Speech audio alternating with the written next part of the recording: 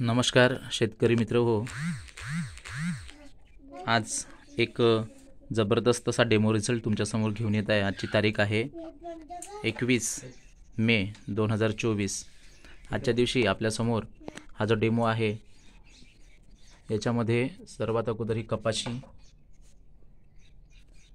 त्यानंतर गहू आणि तूर. तर 5 दिवसापूर्वी या सर्व बियाणेला कपाशीचे 4 बियाणे घेऊन त्याला RPS 76 व बिजोरीची बीजप्रक्रिया केलेली होती. या ग्लासमध्ये आपण RPS आणि बिजोरीच वापरलेला आहे आणि या ग्लासमधल्या याला RPS आणि बिजोरीच वापरलेलं नाही. एकाच शेतातली माती आहे आणि मित्र हो, रिझल्ट हा कपाशीचा तुमच्यासमोर आहे.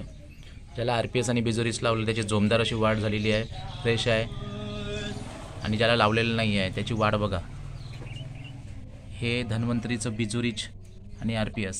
यानंतर हा गहू बघा. गहू या दोन्ही ग्लासामध्ये आपण गहू टाकलेला होता, माती एका शेतातली. पण या गव्हाला इथे RPS आणि बिजोरीची बीजप्रक्रिया केलेली आहे. याला कोणतंच औषध लावलं नाही, पेरणी केली. त्यामधला हा रिझल्ट तुमच्यासमोर आहे. अतिशय जबरदस्त असा रिझल्ट आलेला आहे.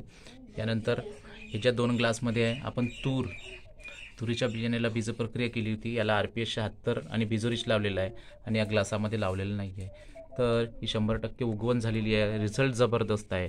म्हणून माझी सर्व शेतकरी बांधवांना अशी विनंती आहे की त्यांनी कमीत कमी या वर्षी आपल्या सर्व बियाण्याला कपाशीला सरकीला सुद्धा आपण बिजोरीच आणि RPSची बीजप्रक्रिया करावी आणि आपलं उत्पादन वाढवावं. आणि अधिक माहितीसाठी माझ्या मोबाईल नंबरवर कॉल करावा. मोबाईल नंबर आहे 73 594 354. धन्यवाद.